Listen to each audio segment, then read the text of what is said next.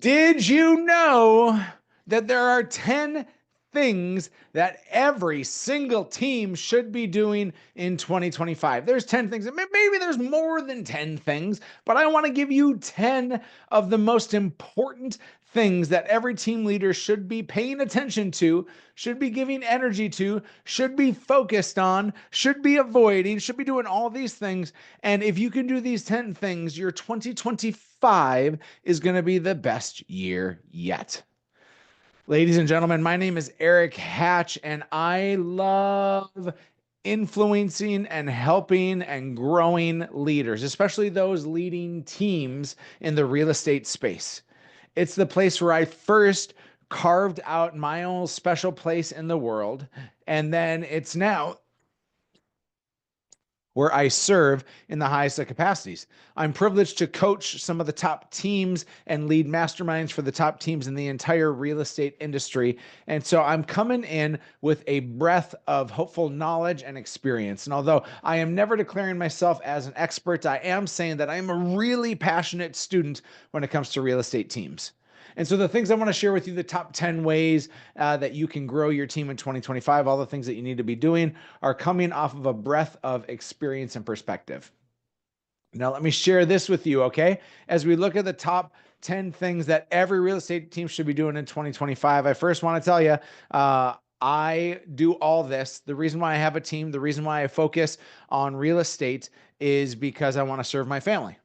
I want to serve the world and I want to serve my family. And this is my family, my wife, Emily, my kids, Finley and Simon, and my dog, Millie. These are the people that I serve. And I, of course, put that picture on the right because that is my first headshot. That's my engagement photo with my wife. And it's also when I got my real estate license. My first headshot with a head full of hair, had that beautiful fence as the backdrop. And that was now 19 years ago. So I've been in this game a day or two. I want to share with you, I've accomplished some fun things.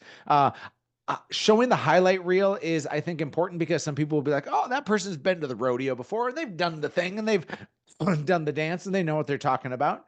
I am a guy that's been in the business, but I've also been the guy that is no longer active in the business because I own a team, but I don't operate a team anymore. I have a president who is so great and handles all the day to day. And so I live in this coaching world now. But I want to share with you that I've been at this a time or two. And for some people, that immediately brings validation, like, okay, this guy knows what he's talking about. For other people, it's like, I don't care about that. But the lowlights are connection pieces. Uh, this is just a very quick snapshot of the hardships that have come. And when we talk about our successes, it can create competition. But when we talk about the things that are struggling, the places that we've broken and not been whole, that can create some connection and some community. And so I want you to know that I've been in the fight and I've done the things, and I've had a team that's been really successful, and I've had a team that has fallen apart, and I've been kicked in the pants, and I've been exalted, and I've done all the things in all the places. And so just know that I'm coming to this today with hopeful perspective that maybe is new for you. When all this is done, I got to tell you, I have a list of 10 things, and these 10 things are really valuable on what you should be doing in 2025. But I have a call to the carpet for you at the end. So please make sure that you digest all these. If you just take a couple and you don't hear it all, you're going to miss the whole picture. But I have a very clear call to action when all this is said and done. So if you're taking notes, this would be the time. Pull out your pens, pull out your paper, get ready to type. I have 10 things every team should be doing in 2025. Number one, if you're a team, you should be doing this in 2025. Number one is you need to brand louder. Brand louder. What I mean by this is business bot is a mediocre business. So many people are relying on bot business to accelerate the growth of their team, and they're missing the core fundamental piece. There are four ways to get business, four ways and four ways only that I know to get business, and it's this. Number one is PCSOI, past client and sphere of influence. This should be every team's bread and butter. If you're buying business, if you're buying Zillow or Realtor.com or Dave Ramsey leads or HomeLight or you name it, if you're spending money or relying on this kind of business, it's a good quick accelerator.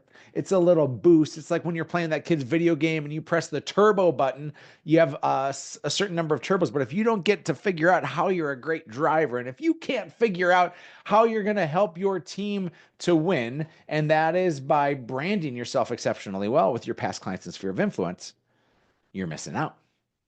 The foundation for PCSOI is relationships. And if you don't have a relationship plan, if you don't have a brand plan on how to serve these people, you are short changing yourself. The second way to get business is low-hanging fruit. That's buying business. That's expensive business. And that is a steady increase in business. But if you aren't growing the other pieces with it, immediately it will engulf your business. And you'll look to say, how did this come to be? Well, it came to be because you were looking for the quick hit, the quick fix, but you weren't caring to the brand that you're trying to build. And the brand that you're trying to build needs to be very, very clear. Third way to get business is long-term nurtures. Long-term nurtures would be neighborhood farming, and it would be pay-per-click advertising, and it would be people that are not yet in the market, but you are consistently branding yourself to be memorable for them. Most people aren't looking to move this year. In fact, people move every 9 to 12 years. And so that means you got to brand yourself for 9 to 12 years until that person is ready to pop. That's a long game. And most of us are just playing short-term games. If you want to brand yourself, you got to play a long game. And the last way to get business is your reputation. This is your online reputation. This is your YouTube channel. This is your social media presence. But people need to think of you when they think of real estate. And so let me take all this and I want to put a little bow on it for you. If you're going to brand yourself in 2025 as a team, you can't be everything to everyone. I got a buddy who lives in Portland, Oregon, runs a really impressive team. My buddy's name is Nick Shivers. He and I started a nonprofit years ago called Sell a Home, Save a Child. We're doing everything we can to try to impact the lives of kids, and we've raised over $5 million with the help of realtors like you throughout the industry. Pretty amazing to see what happens when we come together and do some good. It's so valuable. And what I will tell you is this, is that Nick has made the decision to brand his team. All of his marketing is not branded for, hey, if you're looking to buy, sell, or invest in real estate. He's just talking to sellers. And he says, we're your one-stop shop for if you need to sell your house. And in fact, if you want to sell your house, you have choices. Do you want to sell it by pushing the easy button? Or do you want to sell it by trying to extract maximum value? Because maximum value also comes with maximum stress. But you get to choose however you want to sell your house. If you want to sell your house, Nick's team is the one-stop shop, and they only talk to sellers. They don't market for buyers, and they don't market for investors. I mean, they'll get business from that, but they're very focused in. And Nick's profit margin is increasing, and Nick's team retention rate is increasing. Sometimes if we're looking as team leaders to bring on new agents, we're looking for experienced agents or new agents or. Like we have to get the or out of our world. And what we have to get focused on is like, this is my bread and butter. If you're going to be a team that does past clients and sphere of influence, that means that you shouldn't have deep plans for other things. If you're a team that is working on bought leads and purchase leads, I will tell you, there's a better way. If you're a team that's going to work on long-term nurtures, well, guess what? You're going to have to be in this for a very long period of time. You're going to have to grind. If you're a team that's working on your reputation and you're trying to brand yourself to be this area expert, you're going to have to get really, really specific. But what I've seen so many teams do as mistakes are you trying to be everything to everyone. And when you try to be everything to everyone, you're nothing to nobody. And so the better solution is to figure out your brand. We are this. Sharon Srivatsa, the president of Real, talks about the importance of a dog whistle in your marketing. A dog whistle is at a certain frequency that only dogs can hear, and you speak to and name the exactness that you're looking for. When I see people's social media and when I see their marketing, get really clear on a dog whistle, like Nick Shivers' team, that's very clear on the dog whistle that we're just going to cater to sellers. There is power behind a defined brand. If you've ever watched, I think the show is called Founder. It was a Netflix show or whatever. It's about like the start of McDonald's and how McDonald's grew to be McDonald's. And the issue was they got really good at like burgers and fries and milkshakes. And then when they tried to expand, when people thought that they were going to do things, they started to bring in other foods and other options, and they found failure when they tried to be everything to everyone. Instead, when they got really unique on their niche and they said, hey, we just sell burgers and fries and milkshakes, that's when they really expanded and franchised and grew to be this powerful business. I'm willing to guess most real estate teams are trying to be everything to everyone right now. And if you can hone in on a specific niche of how you're going to be an expert, you'll find the growth that comes partnered with it. And so, in summary, if you want to have a really great 2025, the first thing that a team should be doing is to brand louder and play that reputation game so well. The second thing every team needs to be doing in 2025 in order to grow is that you need to attract more better. Attract more better. There are coaches, almost every single coach in this industry, that will get on a microphone like this and they will tell you, you just got to attract. Attract. And that is the solution. And as a guy who's been in the game for almost 2 decades, growing teams and doing the thing, and I have the privilege of coaching so many people, most people don't want 100-person teams. Most people want to serve a smaller amount of people on their team with a higher level of return. Now, I don't care what you want, but I will tell you this, is that you probably need more agents. But more does not make it better. Better makes it better. So let's not say we need more agents. We need more better agents. We have to attract more better. And if you're looking to attract more better, that means that we have to understand you're going to lose some people this year.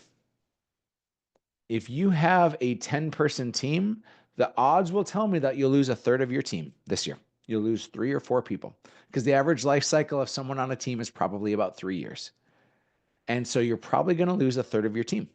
But the people that you're going to lose, maybe it's not the new agent. It's going to be the agent that's been with you 3 years. And so now they're producing 20 deals a year. And if they're producing 20 deals a year and you lose 3 of them, you just lost 50 or 60 deals to your team's impact. So can you hire 3 or 4 new agents to do what those 3 or 4 experienced agents did? No. Because a new agent in their first 6 months is probably not going to sell anything. If they do, it's going to be a couple, which is, I guess, okay. But you're going to have a large gap. So how many new agents are you going to have to bring on? More is the answer. But more, just for the sake of more, doesn't make a difference. It's more better. And so this means we have to go from being receivers of hand raisers to hunters of people that aren't raising their hands. Let me say that again. We need not be receivers of hand raisers, but instead hunters of those that aren't raising their hands. Because if you place a job ad today, here's who's coming. The person who comes is the person who's currently not selling any houses or is dissatisfied with where they're at. That's who's looking for a new spot and a new team to align with. The people who are not looking for a team are those that are currently finding success. And wouldn't your world be better served by people who are currently finding success rather than people that can't seem to find success on their own? And so we have to become hunters, not gatherers. We have to lean in and find folks that are deep and profound in the rhythm and the cadence of what it takes to be successful instead of starving, looking for any last opportunity and morsel of chance that we can give them. If you want to find more better, you need to hunt more than you need to lead receive. The lead generation that team leaders like you and I should be doing is that we should be lead generating for talent consistently. I can't stress this enough that if you want to have an incredible 2025, you need to attract more better. And this comes from hunting, not just gathering. You need more agents, but not just more agents. You need more better agents. And the better agents will come from hunting, not from gathering. The third thing that you need to do if you want to be a team to have a great 2025, in the top 10 things that every team should be doing in 2025, the third thing you should be doing is that when possible, when you're bringing on new agents, they should be supporting your top salespeople. Get more better agents, but where you put them matters a lot. Let me give you an example. I'm willing to guess that on your team, you probably have an agent that is a top performer. Maybe they're selling 24, 30, 40, 50, 60 homes a year. And holy cow, that's a talented person. So the idea is I'm going to bring on a new person. But just what happens if you have Tony, your top selling agent who sells 50 homes a year, and you bring on Tina, who's never sold a house in their life? If you're giving Tony and Tina similar opportunities, Tony's going to extract great value. And Tina, who's untrained, brand new, no experience, Tina's delivering unintentional mediocrity to your clients and to you as the team lead. Tony and Tina are in the same seat, receiving the same value, but the output is very different. But what happens if we take Tina, the new agent, and we partner Tina and Tony together? Tina is the nurse to Tony's doctor. Tina is the support to Tony's stardom. Tina gets her MBA in real estate by partnering with Tony. They become a we instead of a me. And when this happens, Tony goes from selling 50 houses a year to 70 houses a year because he has the leverage of Tina. Tina's touching all these different clients with time, with service, with walking side by side, but she doesn't have to do the area of expertise that Tony has developed. She's going to earn her way to do that. She doesn't need to negotiate like Tony negotiates, and she doesn't need to have the sharp sword that Tony has developed over the course of the year. Tony's going to sell 20 more houses, making a ton more money. Tina's going to get a chance to make a salary or earn a small commission on that now 50 to 70 deals. So Tina's going to get paid way more than she ever would if she's on her own. Your clients are going to get a way better experience as well. And so it's not just adding more better, it's figuring out where do you put those new people that come on board.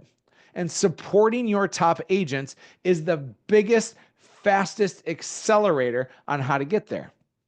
In fact, I've written a book on this called The Perfect Real Estate Agent Blueprint. It is the change in the game for all real estate teams. And if you do not have a copy of that book yet, you will see that we have instructions on how you can get that. You simply message me, you click on the link, and we will get you a free copy of the book. You just pay shipping and handling, because I want to make sure that you are putting the right people in the right spot as we do this. All right, gang, here is the scoop. We've covered 3 of the 10. I want to make sure that I get you all 10 of the 10. We have 10 different ways for you to have your team grow in 2025. Here's the 10 things that every team should be doing. Number 4 is that you need to pursue your team members. I once, years ago, wrote a retention plan for the agents on my team. I have yet to find an agent who wishes to be retained. We have to use better language. We have to use better tactics. And so the best tool I found for this is a book called The Pumpkin Plan by Mike Michalowicz. And the Pumpkin Plan was written as actually how to get more raving fans. They found pumpkin farmers and they interviewed them to say, why are some pumpkin farmers so much more successful? Why do some pumpkin farmers have these 1,000-pound blue ribbon winning, picture taking pumpkins in their patch when everybody else has 10-pound pumpkins and gourds? Like, what are these pumpkin farmers doing that's different? And there's, in fact, a 7-step process on how to grow these huge, huge, huge pumpkins. Because let me ask you, would your team benefit from having giant stars in your midst? Yes or yes? The answer is yes. Your team would benefit greatly. And so, how do we get this? How do we get these big stars? And step 6 of the pumpkin plan is this, is give all your attention to your big pumpkins. All of it. That means that your top people shouldn't have a retention plan. The mistake most team leaders make is when you have an agent that's good or great, you kind of say, well, hey, they got it figured out now. They don't need me anymore. When I think you should actually be pursuing them, you should be pumpkin planning them, you should be knocking on their door, consistently bringing value, consistently serving them, consistently working to create a plan so that they can reach their goals. If a member of your team can consistently reach their goals, there's no need to actually have a retention plan because your retention plan is already built in because you're pursuing your people. And they're not going to be flight risks when you can serve them exceptionally well and when you can help them to reach their goals. Seriously, why would somebody leave if they can reach their goals? They're going to leave because they fell out of relationship with you. And they're going to leave when they don't feel pursued and wanted by you. And so we have to have a plan for our stars. Usually we think we have to have a plan for our duds. I think that we have to put the biggest amount of energy on our stars, not our duds.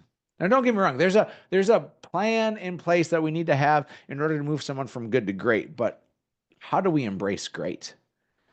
That's the piece that I want you to have as the driving force for your 2025 as you're building your team and figuring this out is you have to say, how am I pursuing my team members? With that being said, the number 5 thing that you need to be doing for your team in 2025 is this. You need to cut all unnecessary expenses now. 2025, according to almost every expert, is going to look like 2024, which is going to look like 2023. And these are the most depressed real estate markets that we've seen since the mid-90s. Less homes are going to transact in 2025 and 24 and 23. Less homes will transact in these years than has happened for the last 30 years. We are not about to see robustness. And I found a team that came to me saying, Erik, in 2023, we sold 760 homes. That's a huge year. In 2024, we sold 600. What do we do for 2025? And I asked them, I said, well, what do your current expenses look like? And they said, well, our expenses are still there for where it is at 760 because we've hired some new agents. And so we're going to grow into that. And I paused and I said, can I put my honest pants on? And they said, yes. And I said, I think that you are financially about to handicap your business. And the reason why is because you're relying on new agents and future growth to justify your current spend. You're relying on new agents, and new agents will not sell like an experienced agent. They went from 50 agents to 40 agents on their team. And so they lost like 18 agents and they added 8 new agents. So their agent count is down. The amount of senior veteran agents that will sell the most is down. They went from 760 transactions down to 600 transactions, but they have not yet right-sized their budget for their lead gen spend, and they have not yet right-sized their budget for their administrative staff and support. Their plan was, we're going to have new agents join, and we will then grow into this. But hear me very clearly. A financial hardship is a terrible thing to waste. What you need to do right now is you need to look at your profit and loss statement. And you need to see what percent of profit is your standard. Is it 20%? Let's use 20% just as the example. After you pay yourself a commission for the deals that you do, you then have your cost of goods sold, your COGS. That cost of goods sold, let's say that's 50%. This is not an endorsement of a certain percentage, it's just an example. Let's say half of your dollars always go to commissions. Then that means 30% of your expenses and people, overhead, and lead gen marketing and advertising. Those are your three categories. That's 30%, leaving you 20% profit. I promise you, if you look at your P&L and you'll be like, oh, I'm only at 9% profit. If your solution is, I'm going to grow into my profit percentage, you won't grow into it. Never in the history of me being a coach or me leading a team have I seen a team or my own team grow into the desired profit percentage. The only way to get there is by cutting expenses today. Trying to add more crap to a broken model creates more crap. We as team leaders have to unfortunately make some hard decisions and say, our current model does not support the profit that we need to be making. Some of you are saying, but, Eric, I have ancillary, but, I have mortgage and title money, and but, I have revenue share money, and but. I don't care about your but. I care about the one thing that matters, and that is that you have a healthy team margin. So if your profit percentage that's a non-negotiable is something like 20%, you have to take a look at your cost of goods sold, and you have to take a look at your current expenses, and you have to change your current expenses today if you ever want to hit that profit number. If you don't hit your profit number, it's like you don't have enough oxygen in your tank. You can't help other people if you can't breathe. And we have to make hard decisions. I promise you this. Make the decision, the hard decision to right size your P&L today and cut your expenses to where they actually should be. And then grow your team. If you're planning on growing your team and hoping and praying and wishing and wanting your profit numbers to match, I've never seen it happen. I've coached literally hundreds of team members or team leaders. I've been to the rodeo a time or two. And although maybe you're the one exception to the rule, I don't want you to rely on being a unicorn. I want you to say, I care about my profit margin. I'm a Place partner. I partner with Place. And so that means that I am literally sharing my business with Place. Place is run by two men, Ben Kinney and Chris Suarez. And they say that they want a profit margin for a team to be 25 to 30%. That is a stretch for most people. In the perfect real estate agent blueprint, I use the example of 20 to 25%. I think that most teams that I see running a 20-ish% profit margin are pretty impressive teams. Teams that are less than that, and by the way, remember, you have to pay yourself the same commission split that you're paying anybody else. Your personal production, if it's a $10,000 commission, you need to pay yourself a commission to your own personal checking account, not to the team checking account. That $10,000 commission is not 10 grand to the team. It's 5 grand to you if you're making a 50% split and 5 grand to the team. If you don't do that, you don't actually know the true profitability of your team, and you need to know that. So that's my endorsement that you need to pay quick and close attention to as you're concentrating on having a healthy P&L. Gang, don't miss this. I have 10 things every team should be doing in 2025. The number 6 thing that you should be doing is that you should paint your face blue and go to battle with your agents. Not against your agents, but with your agents. This reference comes from the movie Braveheart. William Wallace was a kilt-wearing, blue face painted warrior who went to battle with his team every time. The opposition sat atop their horses, were fed bounties of meats and cheeses and grapes, and never got their fingernails dirty. 2025 is a time for us as team leaders to go to battle with our agents. That means we role play with them. That means we lead generate with them. That means that we sit with them in the pit and we grind for a couple of hours every day.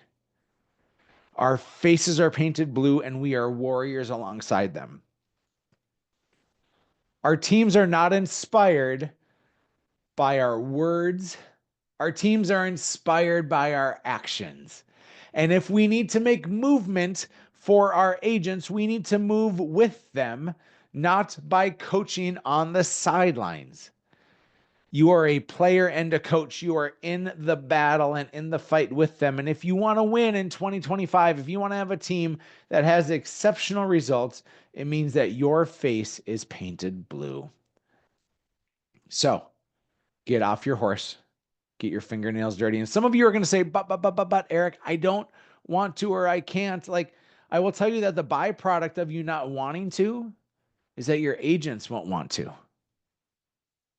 If you're not rowing the boat with them, and if you're not in cadence with them, it will breed a subtext of resentment and frustration. Be cautious and be careful of this. Gang, the number 7 thing you need to be doing when growing and leading and crushing a team in 2025 is that you need to develop a culture with a predictable cadence that everybody is bought into. Sharon Srivatsa, the president of Real, says that culture is cadence, that if you want to describe your culture, you have to describe the commitment that people are making every single day. And my buddy, Matt Miali, who runs a team out of Connecticut, is doing this better than any other team I've seen. Matt has 3 simple agreements that he has with his agents. 3 simple agreements. It is not complicated, but the cadence is beautiful. The very first agreement is that everybody agrees to show up.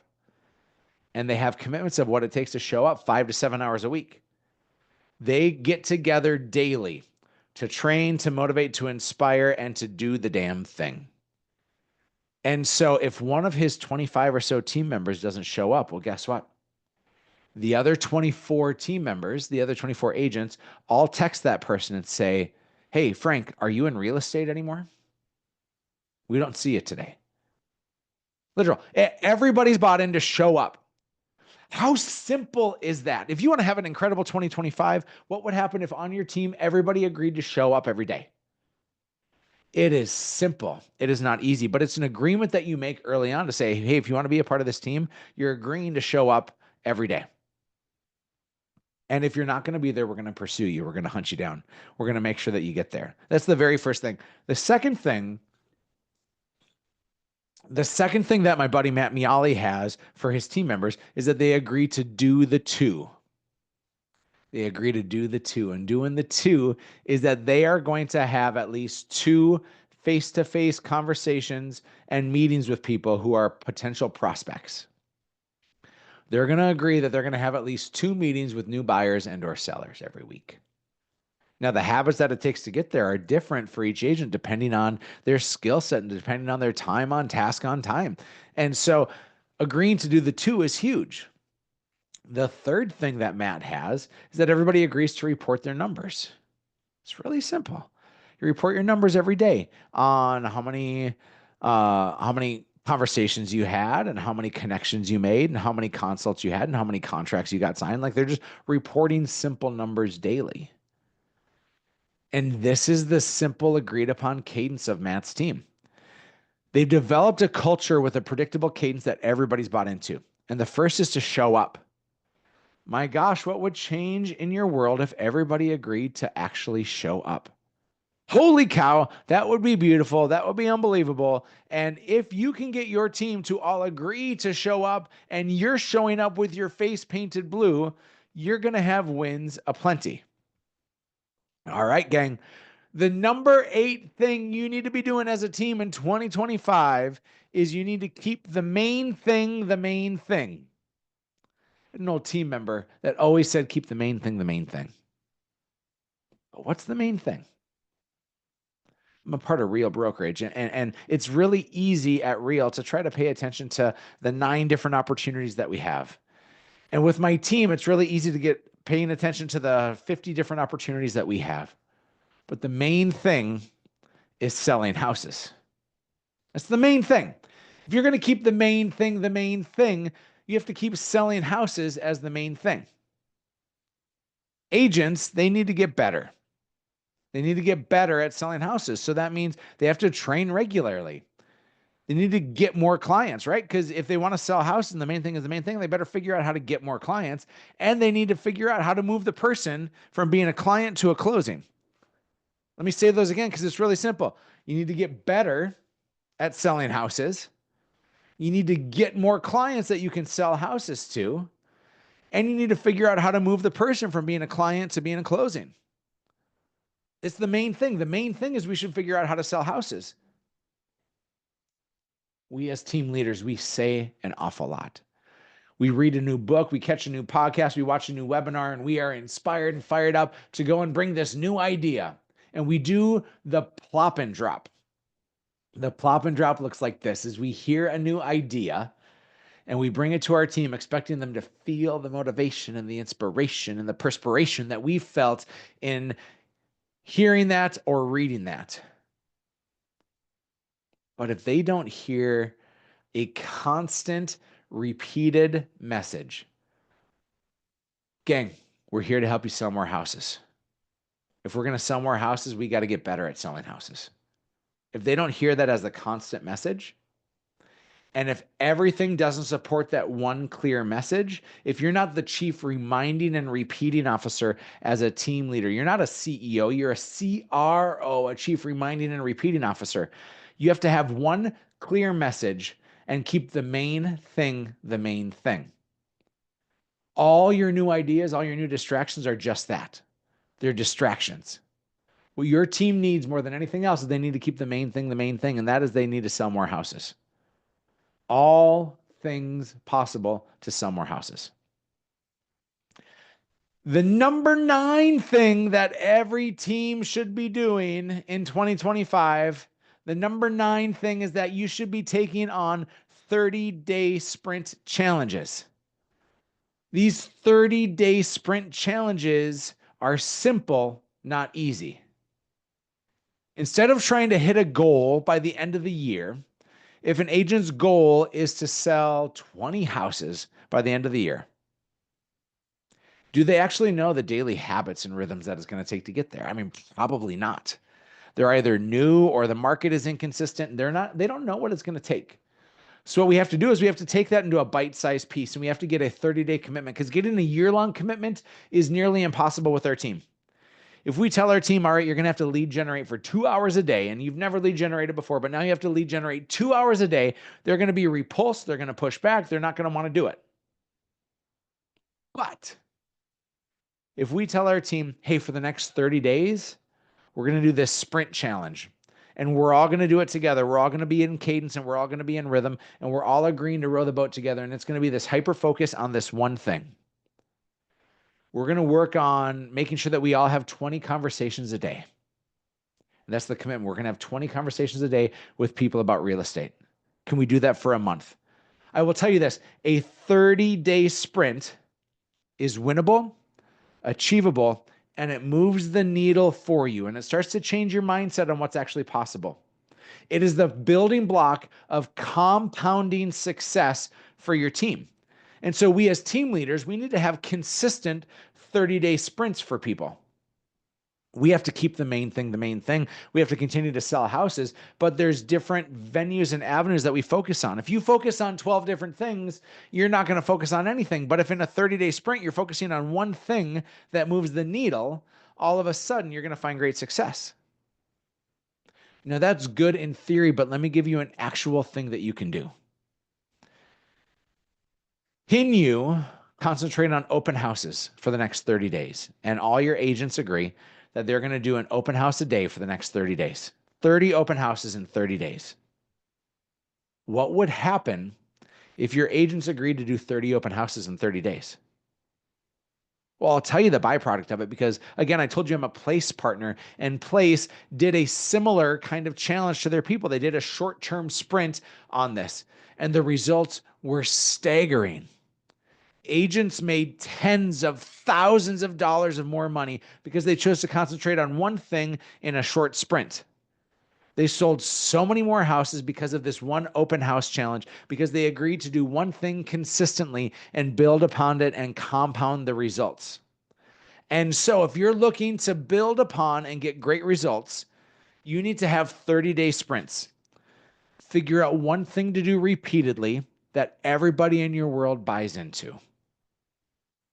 I told you I have 10 things that you should be doing as a team in 2025 in order to have the best year ever. There's 10 things, and number 10 is my favorite. The number 10 thing you should be doing in order to have the most fantastic 2025 as a team leader is you focus on this one thing. You focus on per agent productivity. Your job, your goal as a team leader should be to have your agents make more money and have better lives. Your job is not to sell more houses. Their job is to sell more houses. Your job as a team leader is to help them increase their per agent productivity. Your job needs to be focused on all of the efficiencies. How are they training? How are they developing? How are they getting better? There's 3 things that are going to lead to someone's success or lack thereof.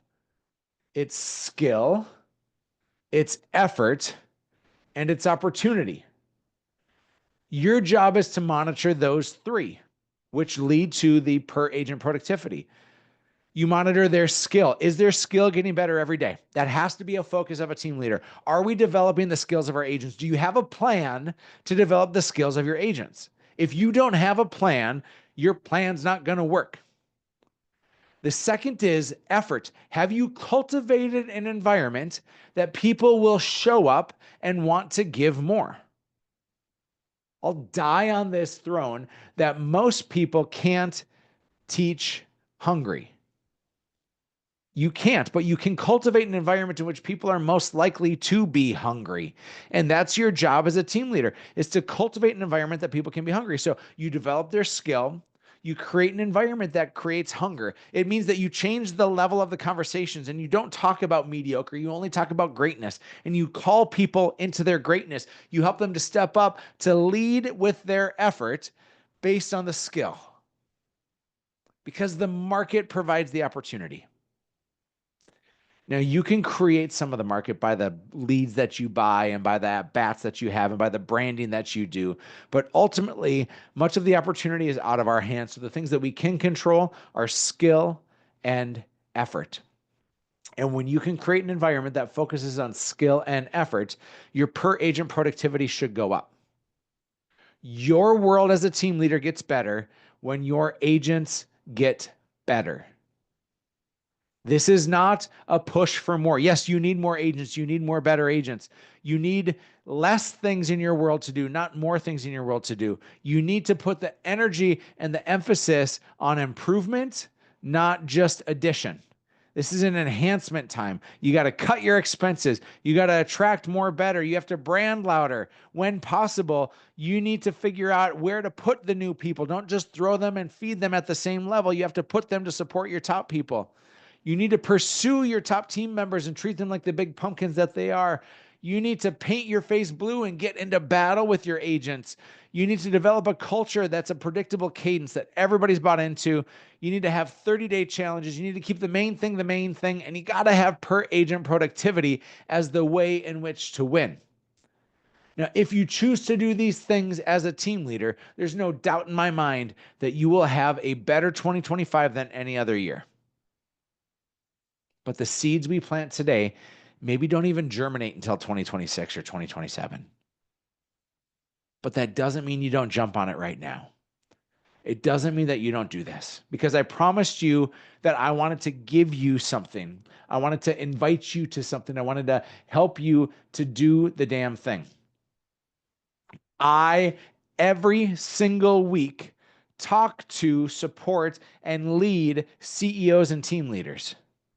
I do this at Real, the brokerage I'm so proud to be a part of, but it's open to everyone. And so if you're interested in joining up and being a part of our weekly CEO Connect, where I speak and train team leaders, this is a chance for you to sharpen your sword and sharpen your axe and get better. I'm going to give you the community that you didn't even know you're missing right now. If you choose to show up regularly, I promise you, by the end of the year, you will be so much better equipped to lead your team. And this invitation is free. I don't need any money. I don't need anything else. I just need you to find me on Instagram or Facebook and DM me one word, and that is CEO. I'll get you an invitation to everything that you need. Just DM me the word CEO, and I got you.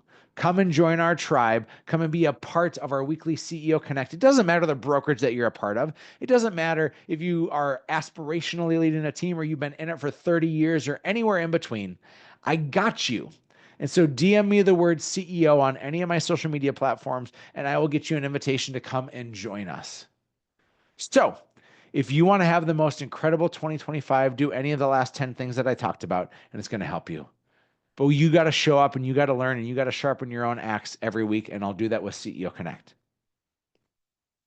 My name's Erik Hatch with Hatch Coaching. I hope this has been great and valuable for you. I will catch you next time we keep on bringing the webinars. So subscribe to our channel. Make sure you don't miss on that. Follow me on social. I put out stuff there every day to help you as team leaders. And if I can serve you in any sort of way, hit me up. I got you. Much love, everybody. We'll catch you on the flippity flip.